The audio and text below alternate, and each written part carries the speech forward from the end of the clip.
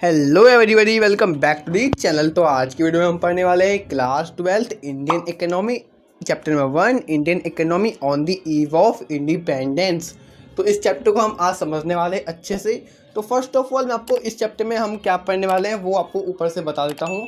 तो इस चैप्टर में हम पढ़ने वाले हैं जब हमारा देश इंडिया जब अंग्रेज़ों से आज़ाद हुआ था 1947 में, उससे पहले आज़ाद होने से पहले हमारे देश की इकोनॉमी कैसी थी और एग्रीकल्चर सेक्टर कैसा था, इंडस्ट्रियल सेक्टर कैसा था और फॉरेन ट्रेड कैसा था।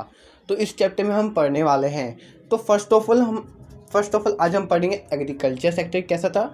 तो जल्द से जल्द इस चैप्टर को हम स्टार्ट करते हैं और अच्छे से हम इस चैप्टर को समझने वाले हैं। और नोट्स आप लोगों को नोट्स तो प्रोवाइड होने ही वाले हैं। तो जल्द से देरी किस बात की, चलिए जल्द से जल्द वीडियो को स्टार्ट करते हैं। तो चलिए फर्स्ट ऑफ ऑल हमें स्टार्टिंग से जानते हैं। आपको ये पता है कि हमारे देश पे इंडिया का नहीं, अंग्रेजों का शासन कब स्टार्ट हुआ था, आपको पता है?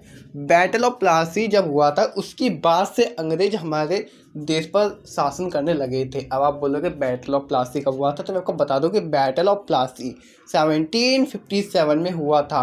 और ये 1 मार्क क्वेश्चन बहुत बार पूछा गया है सीबीएसई के बोर्ड एग्जाम्स में और काफ़ी स्कूल्स में भी पूछे जाते हैं। तो आपको ये याद रखना है कि बैटल ऑफ प्लासी कब हुआ था। 1757 में बैटल ऑफ प्लासी हुआ था। उसके बाद से अंग्रेज हमारे देश पर आकर शासन करने लगे थे। उन्होंने हमारे देश की कंडीशन इतनी बेकार कर दी थी कि जो ग्रोथ रेट थी वो सिर्फ 2% थी और जो पर कैपिटा आउटपुट थी वो सिर्फ 0.5% थी।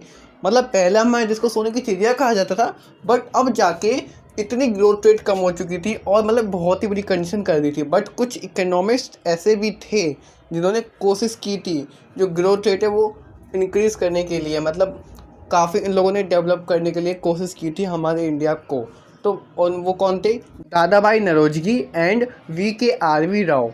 तो ये दो नाम आपको याद रखना है कि वो कौन दो पर्सन्स थे जिन्होंने हमारे इंडिया को डेवलप करने में काफ़ी ज़्यादा मदद की थी, मतलब काफ़ी ज़्यादा हेल्प की थी। जो वो दो कौन से पहले इकोनॉमिस्ट थे, तो आपको याद रखना है दादा भाई नौरोजी एंड VKRV राव। तो अब हमने यहाँ तक तो कवर कर लिया है। अब चलते हैं एग्रीकल्चर सेक्टर की ओर की।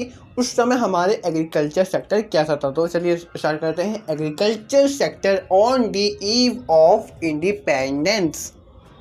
तो फर्स्ट ऑफ ऑल मैं आपको बता दूं कि उस समय हमारे देश में 85% लोग एग्रीकल्चर में लगे हुए थे। कहाँ पे? 85% लोग सिर्फ एग्रीकल्चर में ही थे। ओके। और दूसरा जो हमारा एग्रीकल्चर सेक्टर था वो बैकवर्ड था वेरियस रीजंस में। मतलब बैकवर्ड का मतलब क्या होता है? पिछड़े हुए।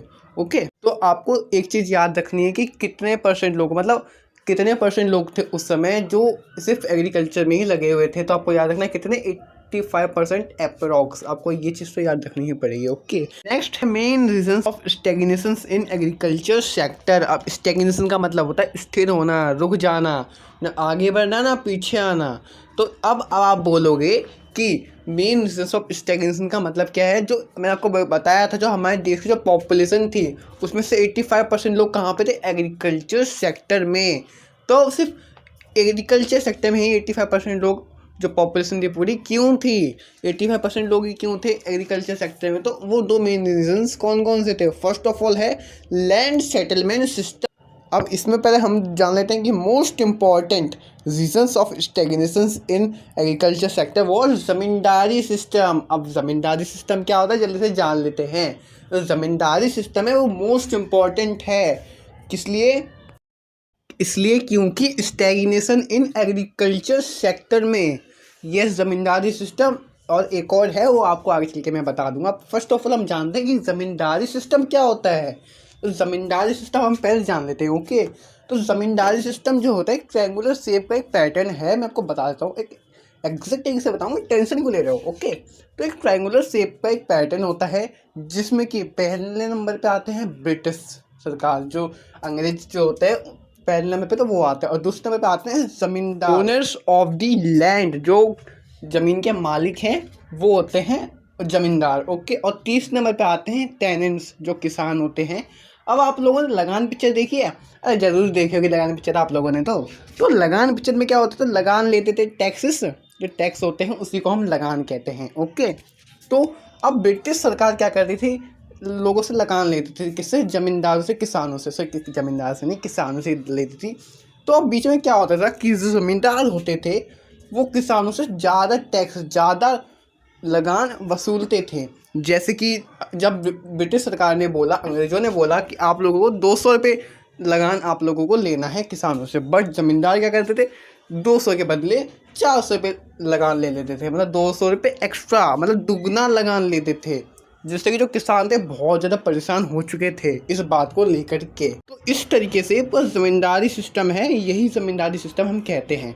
अब आप बोलोगे कि जब ये ज़मींदार जो ज़्यादा लगान लेते हैं तो जो किसान है वो ब्रिटिश सरकार को कंप्लेन भी कर सकती है, बट आपको पता है ब्रिटिश सरकार है वो खुद इंडिया के खिलाफ है, जो इंडिया पे खुद वो शासन कर रही है, वो इंडिया के बारे में बिल्कुल नहीं सोचती, तो किसानों की सुनेगी क्यों? ओके, तो यही इसी बात का ज़मींदार फ़ायदा उठाते थे और बस जो ब्रिटिश सरकार ने जितना लगान मांगा है उतना लगान दे करके जो बाकी का जो दुगना जो उन लोगों ने टैक्स वसूला है उसमें से 50% ये लोग रख लेते थे और 50% ब्रिटिश सरकार को रख दे देते थे। और बट बीच फंसता कौन था? किसान। ओके, तो यही ज़मींदारी सिस्टम है। अब आगे चलते हैं कि दूसरा स्टैग्नेशन का मेजर रीज़न कौन सा था, वो है कमर्शलाइजेशन ऑफ एग्रीकल्चर, मतलब एग्रीकल्चर की व्यापारी, मतलब पैसों में कैसे गिनती की गई है एग्रीकल्चर की। तो चलिए हम जानते हैं। अब चलिए जानते हैं कमर्शलाइजेशन ऑफ एग्रीकल्चर क्या है। तो ओके, अब आप लोगों को नोट्स तो प्रोवाइड हो ही रहे हैं, कोई दिक्कत हो तो आप नोट्स पढ़ के आप एक्स्ट्रा समझ सकते हो। फिलहाल अभी हम ज़्यादा डिटेल में नहीं पढ़ने वाले हैं। अगर आप जानना चाहते हो डिटेल में सब चीज़ें तो आप लोग मेरे को कमेंट करके जरूर बताएगा, एक डिटेल वीडियो आप लोगों के लिए हम क्रिएट कर देंगे। फिलहाल हम जान लेते हैं कमर्शलाइजेशन ऑफ एग्रीकल्चर क्या है। तो कमर्शलाइजेशन ऑफ एग्रीकल्चर मैंने आपको बताया कि एग्रीकल्चर में पैसों का ना। ओके, तो इसमें क्या होता है कि जो ब्रिटिश सरकार है वो किसानों से कैश क्रॉप्स ग्रो करने के लिए बोलती है। अब कैश क्रॉप्स क्या होते हैं? जूट, इंडिगो और भी काफ़ी सारी कैश क्रॉप्स है, जैसे कि कॉटन भी है। तो ये इन सबसे जो ब्रिटिश सरकार को बहुत ज़्यादा बेनिफिट होता था। तो ये जो ब्रिटिश सरकार थी ये कैश क्रॉप्स ग्रो करने के लिए फार्मर्स को फोर्स करते थे। और जो फूड क्रॉप्स है जैसे कि राइस हो गए, वीट हो गए, इन सब की जो ग्रोथ थी, मतलब इन सब की जो सबको लगभग बंद ही कर दिया था ग्रो करना। तो आप खुद सोचिए, जो फूड ग्रेन्स को मतलब वीट, राइस, इन सबको ग्रो करना बंद कर देंगे तो आप खुद सोचिए कि कितना बुरा होगा, कितना बुरा इफेक्ट पड़ेगा। तो इसीलिए तो फर्स्ट ऑफ ऑल तो यही सबसे बड़ा मेन रीज़न था एक तरीके से ये एग्रीकल्चर सेक्टर बर्बाद होने का। और आप लोगों को पता है कि ये लोग ज़्यादा टैक्सेस ज़्यादा लगान लेते थे, तो इसकी वजह से तो आपको पता है कि जब ज़्यादा लगान भी ले रहे हैं ऊपर से कैश क्रॉप से ग्रो करवाने के लिए कह रहे हैं, तो एग्रीकल्चर सेक्टर बर्बाद होना ही था। तो अब बात करते हैं लो लेवल ऑफ प्रोडक्टिविटी की। अब लो लेवल ऑफ प्रोडक्टिविटी क्या है? लो लेवल ऑफ प्रोडक्टिविटी एक और रीज़न है। ओके, तो अब लो लेवल ऑफ प्रोडक्टिविटी क्या है? तो आपको पता है कि जब आप ब्रिटिश सरकार जो है वो कैश क्रॉप्स ग्रो करने के लिए बोल रही है, लगान ज़्यादा है।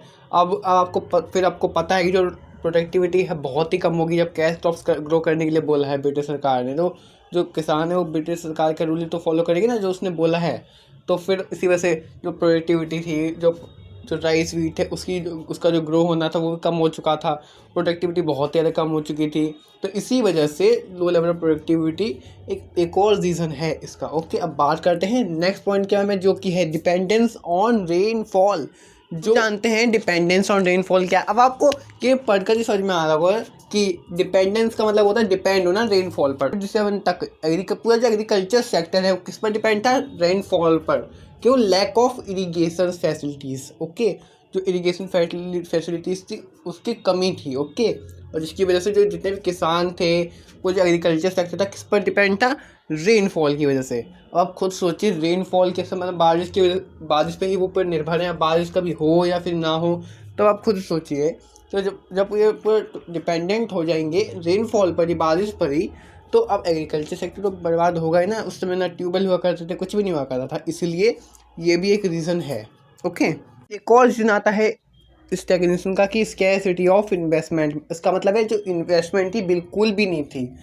आप सब सोच सकते हो जब इन्वेस्टमेंट ही बिल्कुल नहीं है तो फिर अब आप खुद ही समझदार देते हैं, तो आप खुद ही स्मार्ट हो, आप खुद ही पता लगा सकते हो। ठीक है, अब ये वाला तो मैंने आपको होमवर्क में दिया। अब आप जो स्कैरसिटी ऑफ इन्वेस्टमेंट है अब आप खुद से समझोगे। ओके, अब मैं बता नहीं रहा क्योंकि अब मैं ही सब कुछ आपको बता दूंगा, तो आप लोगों के लिए कुछ होमवर्क में होगा ही नहीं। ओके, अब जल्दी से हम बाकी की 2 पॉइंट्स और बाकी हैं वो 2 पॉइंट्स और समझ लेते हैं, स्कैरसिटी ऑफ इन्वेस्टमेंट। और एक और टॉपिक है वो ये दो पॉइंट छोटे से पॉइंट्स हैं, तो आप लोगों को अच्छे से समझने हैं। और अगर समझ में नहीं आते मेरे को कमेंट करके बता दीजिएगा, मैं आप लोगों को समझा दूंगा। ओके, तो फर्स्ट है scarcity of investment and second point है कॉर्नलिज्म। तो आपको ये दो पॉइंट्स अच्छे से याद करने हैं, समझने हैं। अगर समझ में नहीं आते फिर मेरे को कमेंट किए बताइएगा, तब जाके मैं वीडियो बनाऊंगा, उससे पहले मैं नहीं बनाने वाला वीडियो। ओके, अगर समझ में आएगा तो ठीक है, नहीं आएगा तो फिर मैं वीडियो तभी बनाऊंगा। ओके, तो अभी एक लास्ट पॉइंट है, पहले उसके बारे में जान लेते हैं, शेयर क्रॉपिंग के बारे में। अब शेयर क्रॉपिंग क्या होती है जल्द से जल्द जान लेते हैं। शेयर क्रॉपिंग क्या होता है? ज़मीन का जो मालिक है, जो ज़मीन का लैंड लॉर्ड है, लैंड ओनर कुछ भी कह लो, तो वो जो टेनेंट्स को, जो किसानों को जो खेती करने के लिए ज़मीन दे रहा है, तो उसके बदले में जो किसान उगाएगा, जो फूड्स को ग्रो करेगा, जितने भी जो राइस है, व्हीट ग्रो करेगा, उसमें से उसको थोड़ा बहुत उस लैंड ओनर को या लैंड लॉर्ड को भी देना पड़ेगा। तो इसे ही हम शेयर क्रॉपिंग कहते हैं। यही कुछ पॉइंट्स हैं, आप लोगों को अच्छे से याद रखने हैं। ओके, अब मैंने पॉइंट्स आपको होमवर्क में दिए हैं, वो दो पॉइंट्स कौन कौन से हैं? एक तो है कि स्कैर्सिटी ऑफ इन्वेस्टमेंट एंड एक और पॉइंट है वो है कॉर्नलिज्म। तो ये दो पॉइंट्स के जो नोट्स हैं मैं आपको साथ साथ दे रहा हूँ। ओके, अगर समझ में आ गया तो अच्छी बात है, नहीं आता फिर मैं आपको नेक्स्ट वीडियो में आप लोगों को समझा दूंगा।